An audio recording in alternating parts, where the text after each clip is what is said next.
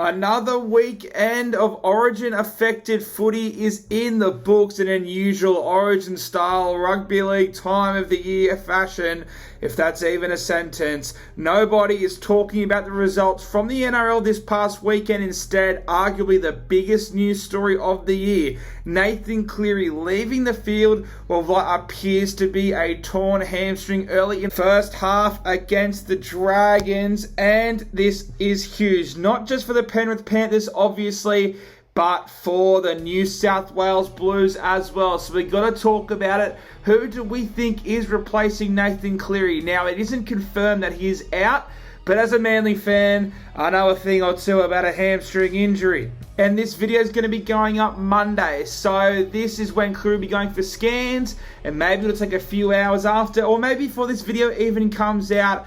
But I doubt that Nathan Cleary is going to be able to play in 17 days, let alone train in just over a week. So who replaces Cleary at halfback? What does this mean for New South Wales Blues, who have essentially relied on this Penrith Panthers combination, whether it has worked or not? The key member to that system, the key member to New South Wales, arguably the best player in the world, is out for the Blues. So what does this mean?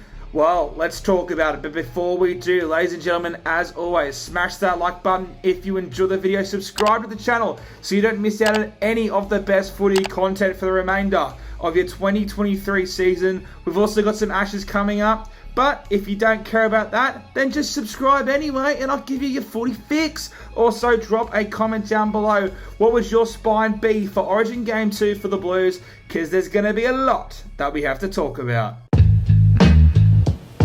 So, who replaces Nathan Cleary? Let's start talking about the guy who's been in the system for a few years now and easily the favourite to take that number 7 jersey. It's got to be Nico Hynes. Now, this might seem a bit crazy, but I want you to think about this opinion before you roast me in the comments.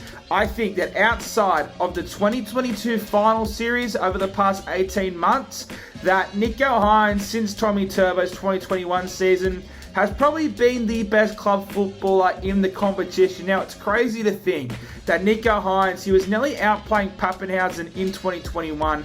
Not nearly, you could make the argument he could have. He signed for the Cronulla Sharks. We all thought he'd probably play fullback, maybe number 6 because of Will Kennedy. He has gone there as a halfback, and in his first full year, not just as a halfback, not just as the man of an NRL side, but his first year as an NRL halfback, the most important position in rugby league, he took his side to second place and he won the Dally M medal. That has never happened in the history of rugby league, and he's been in this Blues setup. Now, a lot of people were upset with him because his final 10 minutes of game 1, where he did cost New South Wales the game with that Hamiso Tabuai-Fidow try to put the Maroons in front. He was playing out of position. He got 10 minutes. Honestly, I thought it would make sense for Nico to be on the bench. I had him on my bench, and that's in my side before game 1. But that wasn't the way to use him, Freddie. Now, I know they got dusted up by the Brisbane Broncos this past weekend, but watching the way Nico Hynes play, and I even posted about it, the way he swings both sides to the ruck and the way he creates space for his outside backs may be up there with one of the best in the competition. Now, despite game 1's result, when we bring back Latrell Mitchell, I still think that you can make the argument the Blues have the better in the outside backs. The hammer really didn't get tested, neither did Murray Taulagi down that left-hand side. And the right-hand side, we looked the most dangerous there. Now, Nico Hynes, he's a very different player to Nathan Cleary. So what does that mean for Luai, and what does that mean for the New South Wales spine? Well, I think Luai is a big question mark because Nico Hynes and Matt Moylan, they both link up both sides of the field, while Luai, he mainly just sits on that left-hand side and he gets fed a lot, as we saw in game 1. Probably a little too much because of the Penrith way they play. They went to him a lot, and he definitely was, in my opinion, our best spine player in game 1, and he was probably a best spine player in 2022. So it's going to be interesting as well. Now, there was a lot of criticism around Tedesco as well because he just wouldn't pass the ball as the final man in our set plays. Now, if you put Nico Hynes out there and he takes that role, then Teddy can just do what he does best, as we saw for the Roosters against the Bulldogs as of the day I'm recording this video. Just working his way up the middle, sniffing around the ruck, acting as a support player, breaking tackles on kick returns. If he can just focus on that, then I think that allows Nico Hynes to play both sides. Now, we just talked about Luai. You could also probably partner who's been the form 5'8" of the competition, Cody Walker, with him, another player who swings both sides.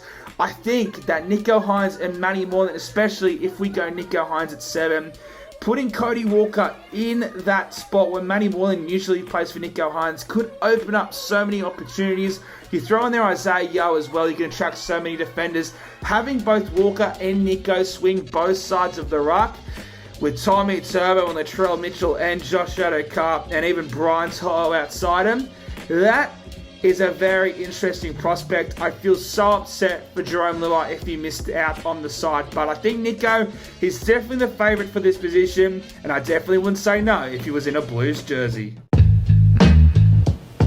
And speaking of Cody Walker, everyone is talking about Adam Reynolds getting his first chance in State of Origin since 2016. Now, personally, I don't think we need to go the club combinations route, because it has not been a problem from Queensland to pick players from different teams. And honestly, it's been a bit detrimental to New South Wales since especially 2021.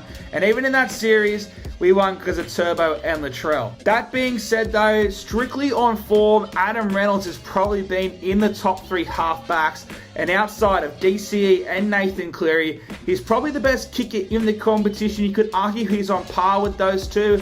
And DCE, like we saw in Game 1 and especially in last year's decider, his kicking was simply too good for the New South Wales Blues, and I think Adam Reynolds is the best kicker, especially of the 3 halfbacks that are in consideration to take over his spot. He's also got that connection with Cody Walker, like I said. Reynolds plays both sides of the ruck, and he could basically just allow Cody Walker to be free. The problem is maybe he's a bit too ball dominant now.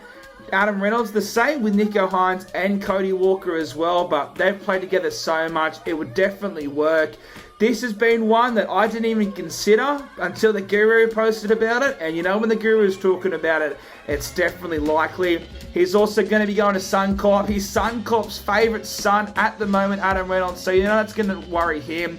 Now, a lot of people will say he's choked in Origin before, but if you think about it, 2016, between 2015 and 17, Adam Reynolds probably was in the worst form in his career, and he was still able to get picked for Origin. So, he was up against the Queensland Dynasty too. I say stuck him in there, and he wouldn't have any problems. Now, if you go Adam Reynolds, I don't know if you go Jerome Luai. Ezra Mann sort of plays that role Jerome Luai does. Definitely doesn't get the ball nearly as much. But I think if you go Reynolds, you have to go Cody Walker at number 6, in my opinion. But there's still one more halfback that is in consideration. Now, Mitchell Moses rubs a lot of people the wrong way. Look, I'm not going to lie, I've got no idea what you're talking about. But Mitchell Moses, he has been in this setup before in 2021 Game 3. Now, I know we did lose that Origin game, but it's hard to base one guy's Origin career off a dead rubber. Even if they were the side going for a sweep, it was the 3rd game in Queensland. That was probably Queensland's biggest Origin game of all time, so it's really hard to judge Mitchell Moses. Now, would I hate it if they did? I think I probably would, to be honest, just considering Nico Hynes and even Adam Reynolds as well. Moses is great. I will say out of the 3 halfbacks on this list, even the way they played in Game 3 of 2021 and his partnership with Brown, I think he would complement Yeo and Luai the most if they were to stick with the Penrith combination and they want to use just basically a play similar to Nathan Cleary. I think Mitchell Moses is the good. Obviously, at least in my opinion, I don't know what Parramatta fans think, but I don't think he's anywhere near Cleary. But in terms of who would fit that style of play the most, I think Mitchell Moses would. He's also probably the best running halfback on this list as well, somebody who could take the line on. But he wouldn't be my first choice. But if they did pick him, then I could understand the reasoning to it. But in my opinion, he just isn't at the same level as the first 2. So where would I be leaning towards? I'll probably post a video of my full changes to my Game 2 side for the Blues later on this week, maybe on Wednesday or Thursday, just for you lucky devils. But in my opinion, I'm keeping Luai at 5'8". I can fully understand, and even to an extent, I really want to pick Cody Walker. He's without a doubt the form 5'8" in the competition. I could make the argument he's probably the best player in the competition on form at the moment. But I'm going to keep Luai there because I'm not going to make too many changes. A bit of a spoiler. And I think that with Latrell coming back in, I'd probably have Liam Martin starting on the edge. That Jerome Luai just serves him so well. If they're going to get the ball the left-hand side a lot, which I think they will, especially if Latrell Mitchell's there in Game 2, I think Luai can just do a good job giving Trell and whoever else is there the ball a bit more. And saying that, Cody Walker literally does play with the Trell. But I'm going to keep Jerome Luai there. I just can't drop a guy who's been one of our best players for the past 2 series. But I can completely understand why people do. So it probably comes as no surprise, and I probably talked about him the most by far. Nico Hynes is my choice to be the halfback for the New South Wales Blues. He's been in the squad for the past few seasons. As soon as Cleary went down, there was no doubt in my mind he was going to get that spot. Now, if they go Cody Walker, then maybe there is an argument to put Adam Reynolds in there. But I think if you go Luai, you're definitely going Hynes over Moses anyway. But even like I said, I think that maybe Moses' style could suit to Luai a bit better. But Hynes, he just trained with them for 10 days. They all love him. He is without a doubt probably the best player in the competition alongside Cody Walker at the moment. So I'm going Hynes at 7. If you want to throw Luai at 6 or Cody Walker at 6, I think you could complement them both. Either way, it's probably the biggest loss for the Blues, especially the way we've structured our side since 2018. Nathan Cleary has been the man, and I know DCE has outplayed him time and time and time and time and time again.